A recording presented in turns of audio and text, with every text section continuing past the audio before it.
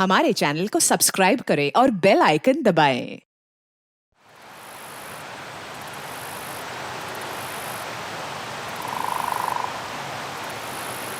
हमारे देश की लगभग 2/3 जनता के लिए खेती ही जीने का साधन है और खेती देश की अर्थव्यवस्था का एक बहुत ही अहम हिस्सा भी है। कहा जा सकता है, अगर किसान जिएगा तो भारत जिएगा। सरकार खेती के विकास को बहुत महत्व देती है, उसके लिए नई नई योजनाएं बनाती है। खेती पूरी तरह से प्रकृति पर निर्भर करती है। खेती से जुड़ी कई तरह की मुसीबतों से जूझते किसानों की मदद करने के लिए सरकार किसानों को हर तरह की सहूलियतें देने की कोशिश करती है। लेकिन सवाल ये उठता है कि क्या ये कोशिशें, ये योजनाएं किसानों तक पहुंच पाती हैं? जब भी अर्थव्यवस्था के किसी क्षेत्र विशेष को ज्यादा महत्व दिया जाता है, तभी वहां ऐसी किसी भी कोशिश का नाजायज फायदा उठाने वाले गिद्ध मंडराने लगते हैं। ऐसे गिद्ध जो गरीबों के हिस्से का टुकड़ा छीनकर अपने लालच की भूख मिटाने के लिए तैयार रहते हैं।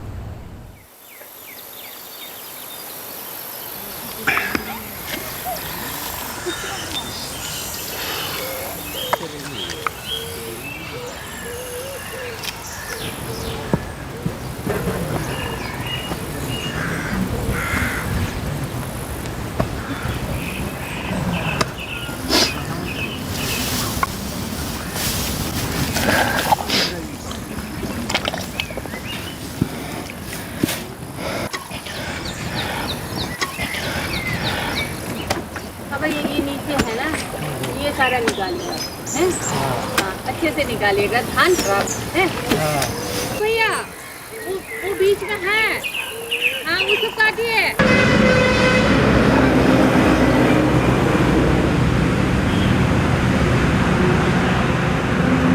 ये आपका सब्जी भाजी बोले थे,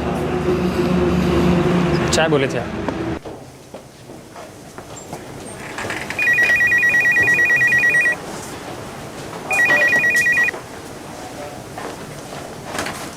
मैं कम इन सर। आओ कपिल। कपिल, ये कुछ लोन की अर्जियां हैं, मैंने जांच कर ली है। इन्हें पास करके लोन बांट दो। सर एक बार लोन डिपार्टमेंट को भी ये सारे पेपर्स दिखा लेते। नहीं, इसकी कोई ज़रूरत नहीं है, मैंने हर केस ध्यान से देखा है। यू मे गो।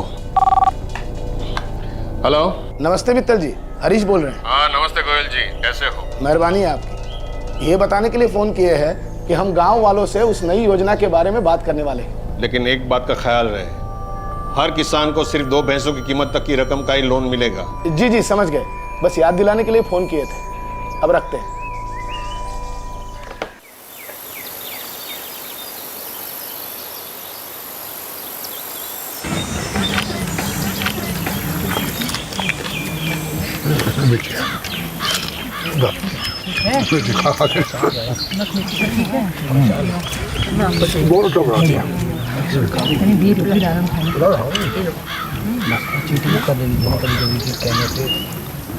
अरे लक्ष्मण जी, क्या खबर लाए हो?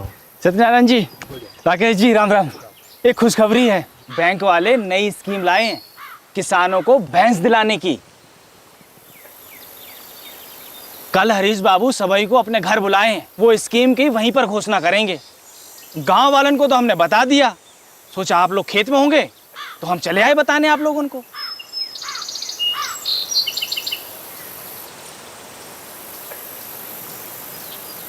एक भैंस के लिए 30,000 तक का कर्जा बैंक देगी और एक किसान 2 भैंस के लिए अर्जी कर सकता है, तो कुल मिलाकर हुए 60,000। ठीक, मगर एक किसान को 2 भैंसन से ज्यादा नहीं मिलेगा। लेकिन ई कर्जा हमको वापस कब करना होगा? अरे भाई कोई जल्दी नहीं है?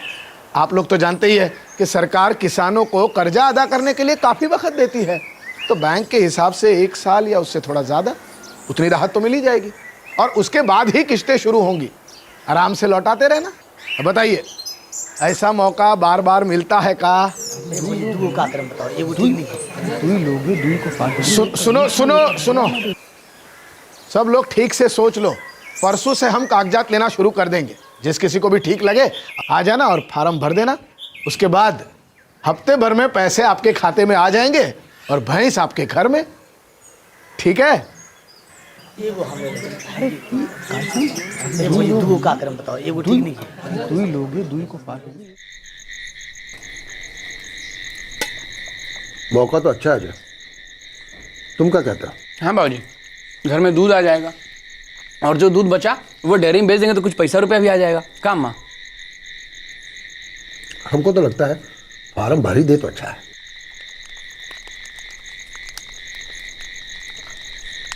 शारदा, तुम अंजलि और परमिला के साथ मिलकर भैसन का ध्यान रख लोगी ना? हाँ बाबूजी, पीछे चौबारे पे जगह बना लेगी भैंसन के लिए।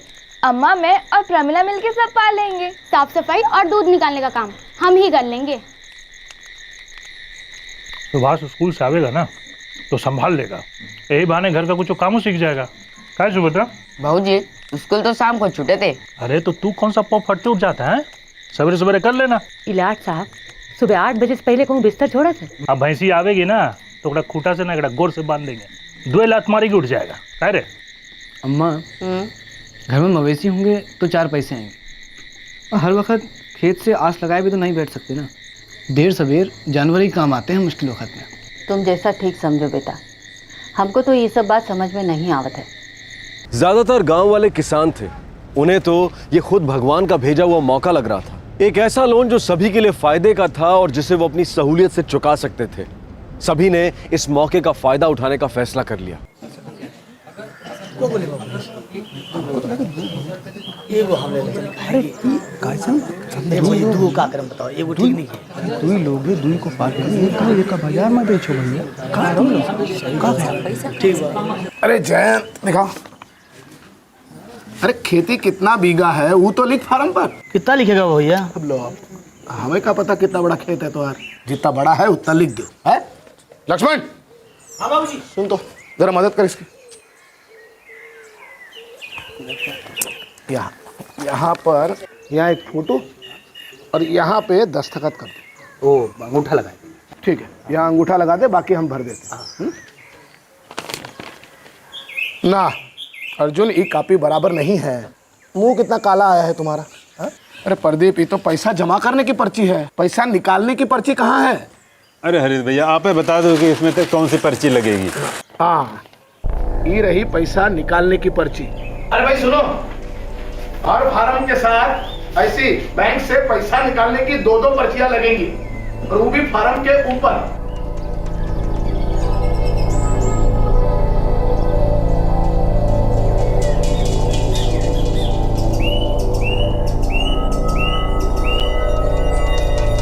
लो, क्या बेवकूफी है। अरे बोल बोल के थक गए, पैसा निकालने की पर्ची ऊपर लगानी है।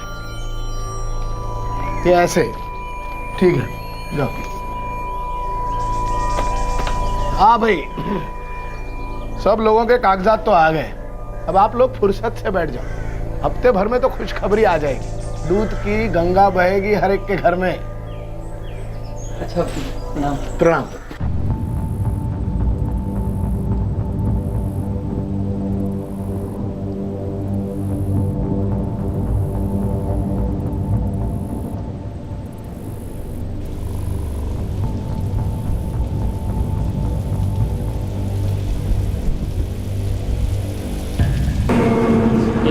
आपके लिए रोटी भाजी। आपको चाचा? शंभू, एक आलू मटर, एक दाल तड़का, 2 रोटी।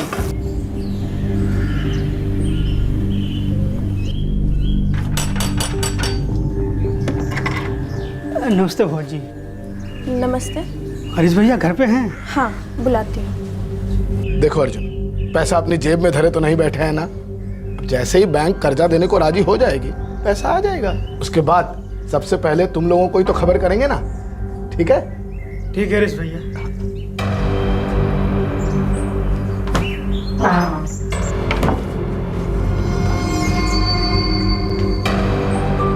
हरीश बाबू, 2 हफ्ता हो गया, आप तो कहे थे कि बैंक 1 हफ्ता में कर्जा दे देगी। देखो अजय, अब बैंक है, हमारे बाबूजी की तिजोरी तो है नहीं। वैसे भी सरकारी कामों में देर सवेर तो हो ही जाती है ना, और ये सब कुछ हमारे हाथ में थोड़ी ना है भाई। हम तो पहले ही कह चुके, इधर कर्जे का पैसा आया, उधर फौरन हम आपको खबर कर देंगे। ठीक है हरीश बाबू।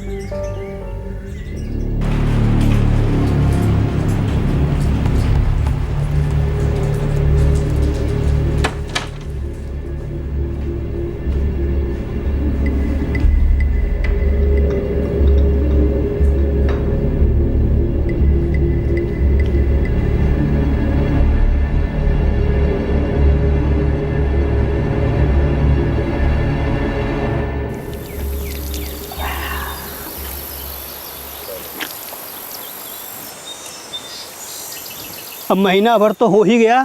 हरीश बाबू से भी पूछ पूछ के हार गए हैं। जब पूछो हर बार एक ही जवाब दे के टरकाए देते हैं कि और वक्त लगेगा, जबकि एक ही हफ्ते की बात हुई थी। हमका लगा था कागज पत्तर में कोनो गड़बड़ी ना हो गई हो, नहीं तो काहे लगता है इतना वक्त। पर भैया हरीश भैया ने एक एक फॉर्म देखा था, उन्होंने जैसा बोला था हमने तो वैसा ही किया था ना।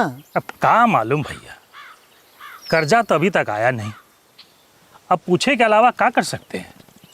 भाई हम तो कहते हैं कि किस्मत में लिखा होगा तो भैंसी मिलेगी, न तो न सही। अरे हमरे पीछे हाथ धो के काहे पड़े हो भाई, हम कोई बैंक थोड़ी ना है जो कर्जा देंगे। नहीं हरीश बाबू, वो बात नहीं है। दरअसल 2 महीना से ज़्यादा हो गया है, तो हम सोचे कि एक बार पूछ लें कि क्या दिक्कत है। सुनो अजय, कागज पत्तर का मामला है, कुछ कमी हो गई होगी। चल बैंक मैनेजर से तुम खुद ही बात कर लो।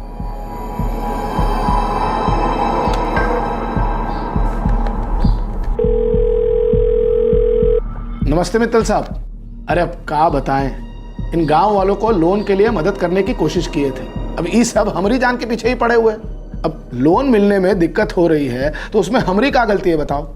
हमारे पास वो अजय चौहान आया हुआ है, किसान का बेटा है जिसने अर्जी की थी। हाँ उसे फोन दो। नमस्ते साहब। अजय, दरअसल तुम्हारे पेपर्स में गड़बड़ थी। तुम्हारे ही नहीं, बहुत सारे गांव वालों ने अलग अलग पेपर्स दिए हैं। का गड़बड़ी साहब? सब पेपर्स में अलग अलग खामियां हैं। अभी तुम्हें फोन पे क्या क्या बताऊं, इसीलिए तुम्हें लोन नहीं मिला है। दिल छोटा मत करो, आगे बहुत सारे स्कीम्स आएंगे, वापिस अप्लाई कर देना, ठीक है? हो गई तसल्ली? बता दिया मैनेजर साहब ने?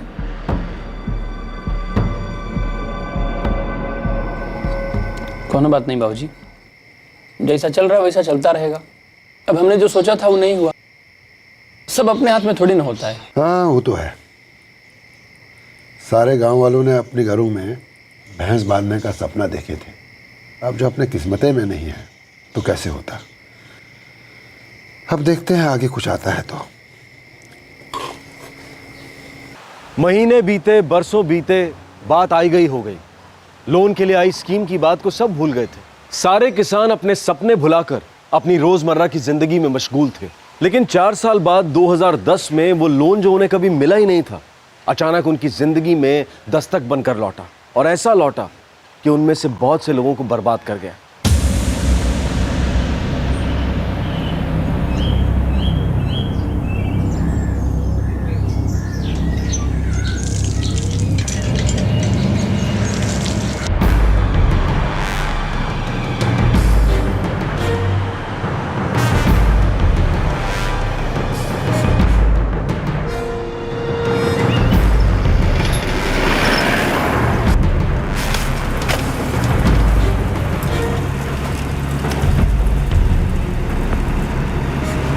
वो कर।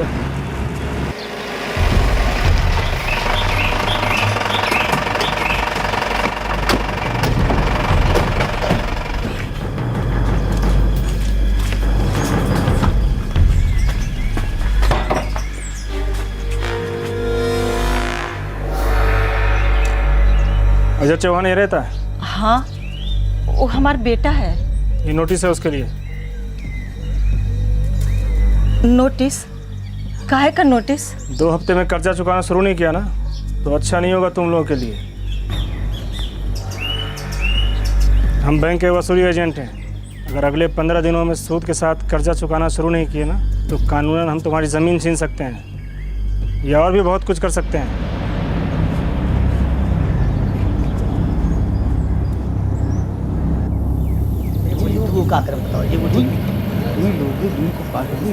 ये सब का है? कौन सा कर्जा, कैसा कर्जा? अच्छा का कह रहे थे लोग? बोलत रहे थे कि कर्जा नहीं चुका है तो जमीन छीन लेंगे। अरे ऐसे कैसे छीन लेंगे, उनके बाप का राज है का?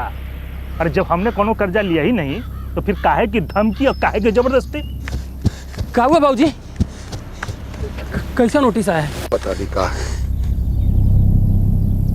बैंक से 3 लाख रुपया का कर्जा लिया गया है, जो 2009 में चुकाना शुरू करना था, और अब तक इसका ब्याज 51,525 रुपया हो गया है।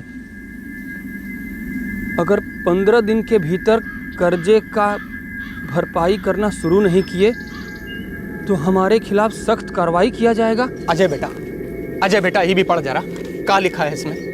अजय बेटा देखो जरा, क्या लिखा है? अजय क्या लिखा है इसमें? अजय बेटा ये पढ़ो, इस कागजवा में क्या लिखा है? अजय बेटा देखा है। इसमें लिखा है सत्यनारायण काका के नाम पे 3 लाख रुपया का कर्जा है। राकेश चाचा आपके नाम पे 4 लाख रुपया का कर्जा है। राहुल तुम्हारे नाम पे 3 लाख का कर्जा, और अर्जुन चाचा आपके नाम पे भी 3 लाख का कर्जा, और जयंत काका हाँ और प्रदीप काका आप लोगों के नाम पे 4-4 लाख का कर्जा है। लेकिन बेटा हमने तो कभी कोई कर्जा लिया ही नहीं। इतनी बड़ी रकम बैंक से उठाते तो क्या हमें पता ना रहता? उन लोगों से जरूर कोनो गलती हुई होगी। गलती उन लोगों से ही हुआ है, और इधर आके हम लोगों को धमकाए जा रहे हैं दबंगई दिखा के कि छीन लेंगे खेत, जमीन जब्त कर लेंगे। कहाँ है ये सब? हाँ ये कह रहे थे वो लोग। अरे बहुत ही खतरनाक दिख रहे थे वो लोग, कह रहे थे कि वसूली वाले हैं। उइमा से दुई के पास बंदूकों रही। बाबूजी एक काम करते हैं, हम लोग सुजीत बाबू के पास चलते हैं, वो वकील हैं, उन्हें बताएंगे ये सब क्या है। चलिए आइए प्रदीप काका चलिए।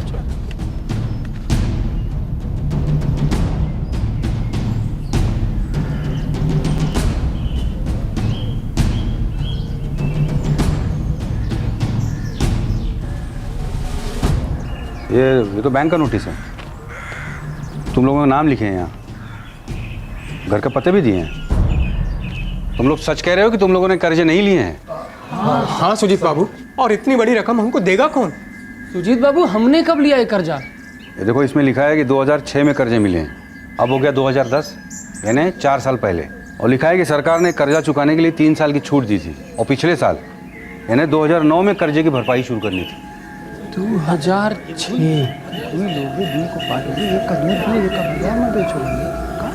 हाँ सुजीत बाबू, 2006 में सरकार ने एक योजना चलाई थी जो हरीश बाबू लेके आए थे बैंक से। और उसमें भी 30 या 60 हजार रुपए तक ही मिलने वाले थे, और बाद में तो वो कर्जा भी हम लोगों को नहीं मिला। ये हरीश कौन? वो हरीश गोयल? जी जी जी जी हाँ तो एक काम करो, उसे से जाके पूछ लो, हो सकता है बैंक से कुछ गलती हुई हो, है ना? चलो चलो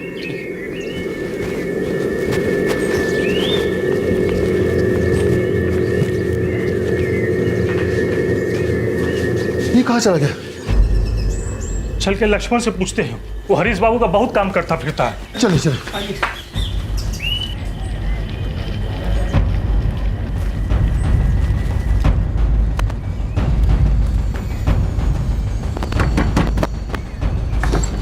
लक्ष्मण हरीश बाबू कहाँ हैं? वो तो हफ्ता भर पहले कहीं चले गए, कहाँ गए पता नहीं, पर क्या हुआ का? लक्ष्मण कुछ पता है वो कब तक लौटेंगे?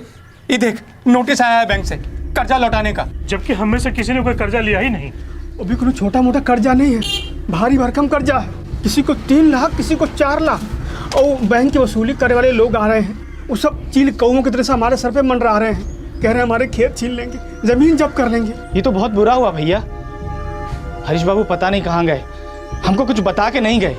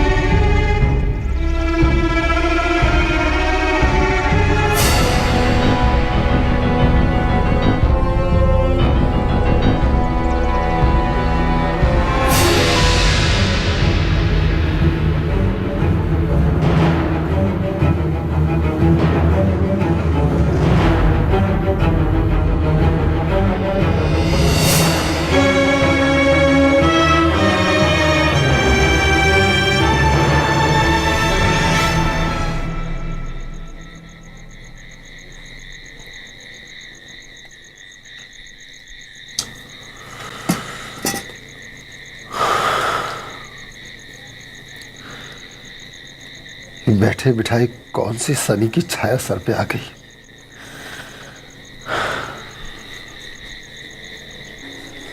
दो ही निवाला खा लो, अपने आप को सुखा के तो कुछ हल ना निकलने वाला। निवाला मुंह में जाए कैसे शारदा? निवाला छीनने वाले तो तैयार बैठे हैं। खेत घर बार सब छीन लेंगे हमारे, और बर्बाद हो जाएंगे हम।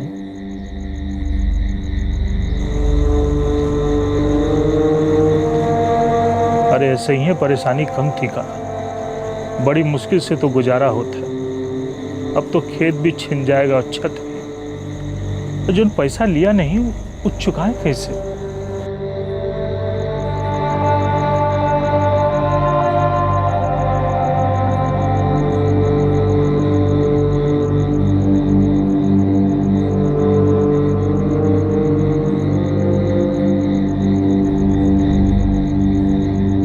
तुम लोगों के सबके खाते तो हैं ना बैंक में, हैं? नोटिस भी वहीं से आया है, तो तुम लोग सब वहाँ जाकर एक बार उनसे बात क्यों नहीं करते? देखो वहाँ जाके किससे क्या गलती हुई है। ऐसे सर पकड़ के बैठने से थोड़े हल निकलेगा।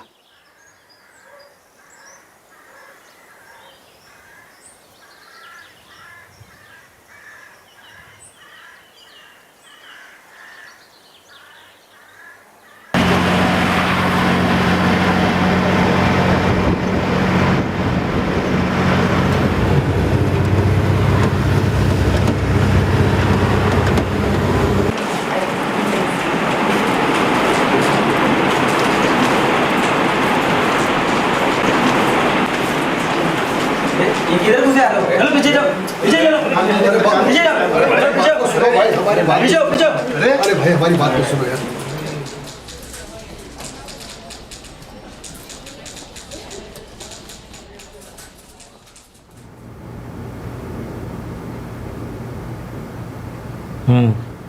ये नोटिस हमारे बैंक का ही है, शहर की हेड ब्रांच से भेजा गया है। पर मैनेजर साहब, हमने कोई कर्जा लिया ही नहीं है, तो ये नोटिस कैसा है? तो कर्जा हमें कौन देगा साहब? देखो तुम लोग कितनी भी बातें बना लो, मैंने खुद तुम लोगों के रिकॉर्ड चेक किए और पूरी जांच पड़ताल करने के बाद ये नोटिस तुम लोगों को भेजा गया है। कर्जा ले लिया तुम लोगों ने, पैसा पचा लिया और अब वापस करने के नाम पर मुकर रहे हो। साल 2006 में तुम लोगों को कर्जा मिला था, सुधीर मित्तल थे तब यहाँ के मैनेजर, याद आया कुछ? और जब कर्जा चुकाने का वक्त आया तो यहाँ खड़े होकर तुम लोग रोना धोना कर रहे हो। साहब हम लोग सच बोल रहे हैं, हमको कर्जा मिला ही नहीं। हाँ साहब, हम छोटे किसान हैं, कोई मालदार लोग तो है नहीं, हम क्या करेंगे इतना पैसा का? देखो इधर उधर बात घुमा फिरा के करना बंद करो। कर्जा लिया है तुम लोगों ने और ये बात हमारे वसूली डिपार्टमेंट में चली गई है। तुम लोगों ने कर्जा लेते समय जो जमीन गिरवी रखी थी जब्त हो जाएगी वो, और अगर नहीं तो फिर मामला जाएगा सीधा कोर्ट में। उसके बाद खेत खलियान घर बार सब बिक जाएगा। इसीलिए अच्छा होगा चुपचाप कर्जा वापस लौटा दो। नहीं साहब, कोई बड़ी गलती हुई है, हमने कोई कर्जा लिया ही नहीं है। गलती वलती कुछ नहीं हुई है। एक चीज़ है जिसमें मैं तुम लोगों की मदद कर सकता हूँ। हाँ साहब, अब आप ही मदद कीजिए ना। देखो मैं तुम लोगों का कर्जा तो माफ़ करवा नहीं सकता, लेकिन हाँ पिछले साल का ब्याज माफ़ करवा सकता हूँ। लेकिन इसके लिए तुम लोगों को भी मेरे लिए कुछ करना पड़ेगा। देखो तुम लोगों के ब्याज की रकम बहुत ज़्यादा है। तुम लोग सब मिलकर मुझे 15-15 हज़ार रुपया दो तो मैं तुम लोगों का ब्याज माफ़ करवा दूंगा। लेकिन हाँ कर्जा तुम लोगों को फिर भी चुकाना पड़ेगा।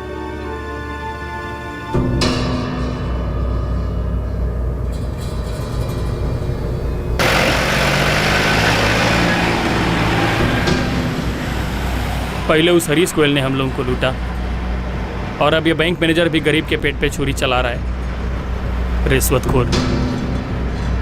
इतना पैसा कहाँ से आएगा? घर बार बेच के भी इतना पैसा ना हो पाएगा भैया। अब क्या करें हम, किसके पास जाएं?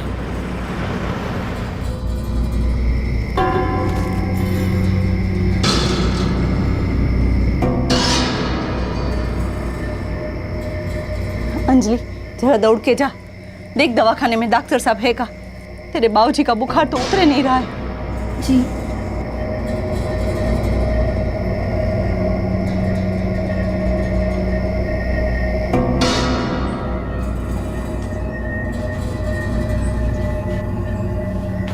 अजय जी, अजय देखो, एक काम करो, सबके पास बैंक की पासबुक तो होगी ना? जिन जिन के नाम नोटिस आया है उनके खाते तो है ना बैंक में? हाँ सुजीत बाबू, सारे गांव वालों का खाता है उसी बैंक में। हाँ, तो सबका लोन का पैसा वहीं आया होगा। तुम लोग समय समय पर पासबुक में एंट्री करवाते हो ना? सुजीत बाबू, हम लोगों को खेत की उपज का सारा पैसा ठेकेदार से सीधे सीधे मिल जाता है, वो भी नगद में, तो बैंक जाने की जरूरत नहीं पड़ता है। अच्छा, यानी काफ़ी अरसे से तुम लोगों ने अपनी पासबुक अपडेट नहीं करवाई है। एक काम करो, बैंक में जाकर अपनी अपनी पासबुक पे एंट्री करवा के लाओ।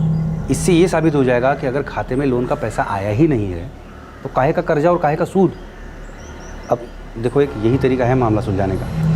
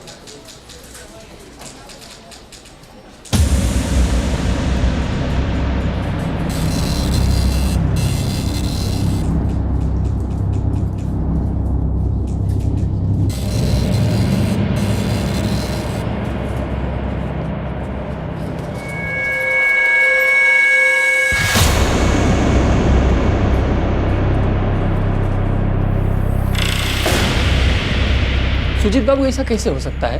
हम लोगों के खाता में पैसा आया और कब आया हमें पता ही नहीं चला। पैसा आया भी है और निकाल भी लिया गया है, वो भी कर्जा आने के 3 दिन के अंदर।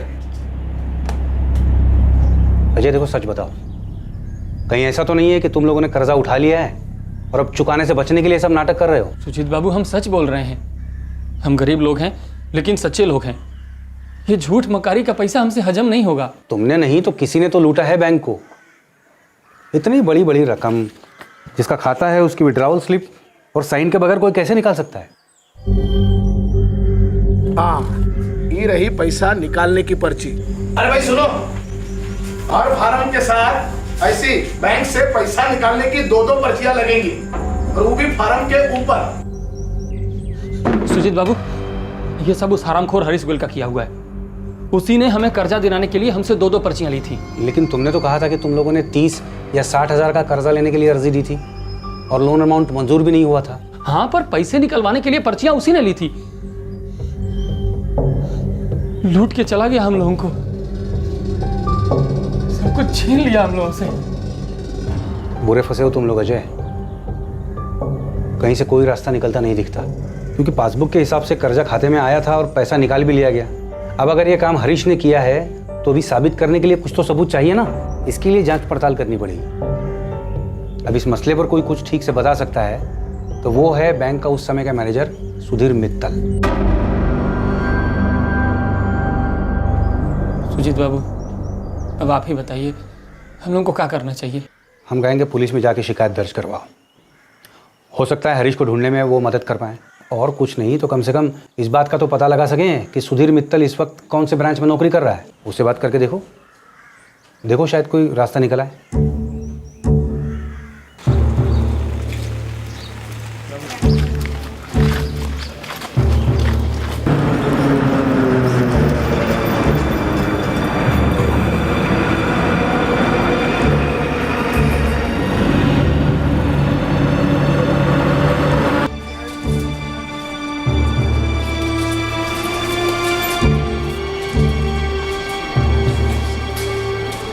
मुझे नहीं पता सुधीर मित्तल अब कहाँ है। साल 2007 में उनका यहाँ से ट्रांसफ़र हो गया था, अब तक तो वो रिटायर भी हो चुके होंगे। सीधे साधे लोग हैं साहब, हम लोगों का गलत फायदा उठाया हरीश गोयल ने, पूरी तरह फंसा दिया है।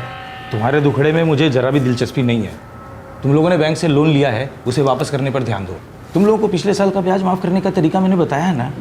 मुझे पैसा दो, मैं ब्याज माफ़ कर दूंगा। गरीब लोग हैं साहब, हमारी कहाँ इतनी औकात कि हम वो कर्जा चुकाएं जो हमने लिया ही नहीं है। तुम्हारे दुखड़े की जितनी भी बांसुरी बजाना है बजा लो, कुछ होने वाला नहीं है। आगे जो भी होगा उसका सामना करने के लिए तैयार रहो।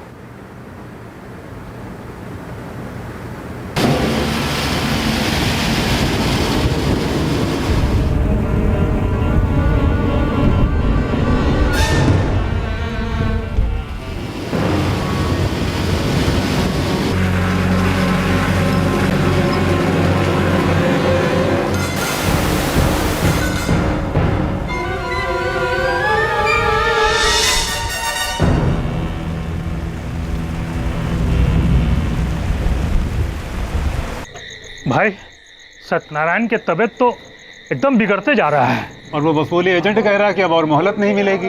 हर तरफ अंधेर मचा है भैया। सुजीत बाबू का कहना है कि हम सब लोगों को पुलिस में शिकायत दर्ज करवाना चाहिए। अब वह एक तरीका है उस हरामखोर हरीश गोयल तक पहुंचने का। एकदम सही कह रहे हो बेटा, न जाने कहाँ भाग के चला गया ये गांव छोड़ के, और हम लोग उनको नरक की भट्टी में झोंक दिया। भैया भैया, वो बाबूजी की हालत बहुत ही खराब है, आप सब जल्दी चलिए।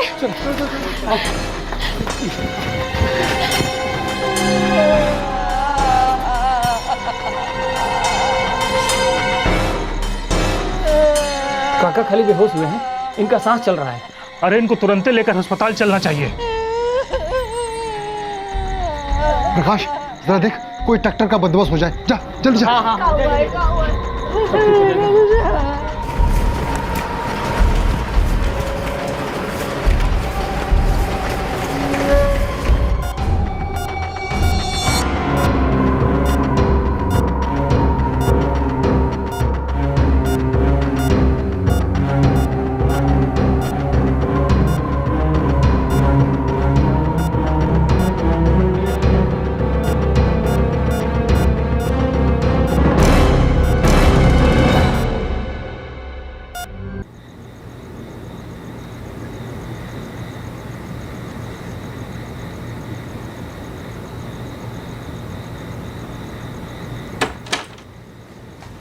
इन्हें हल्का दिल का दौरा पड़ा है।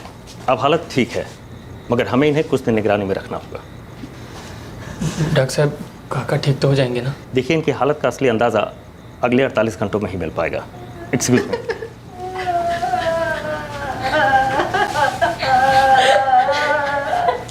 इससे पहले ही जी का जंजाल हम सबके सर पे आए, हम लोग को पुलिस में शिकायत दर्ज करवा देना चाहिए। समस्या का कुछ तो समाधान निकालना पड़ेगा, नहीं तो एक दिन हम सबके जान पे आ बनेगी।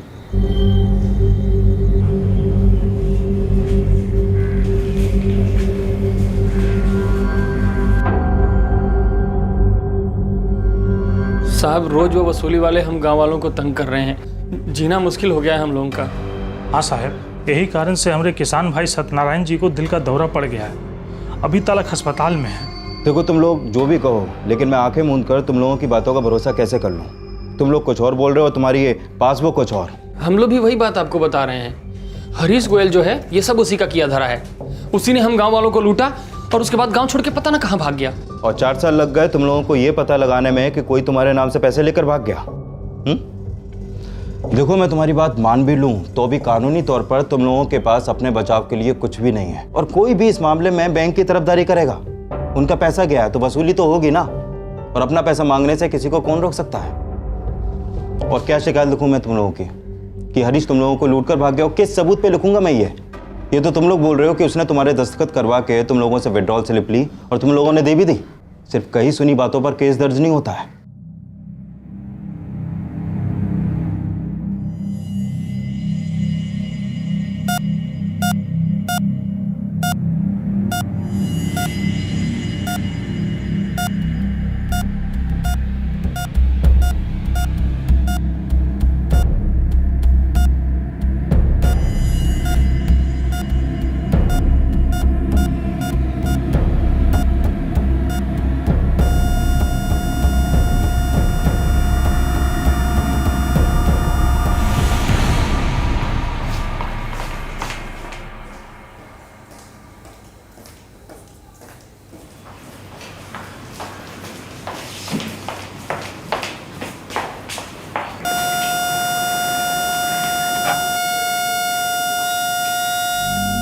उनमें से एक इस सदमे को बर्दाश्त नहीं कर सका और अपने पीछे एक बिलखता परिवार छोड़कर गुजर गया।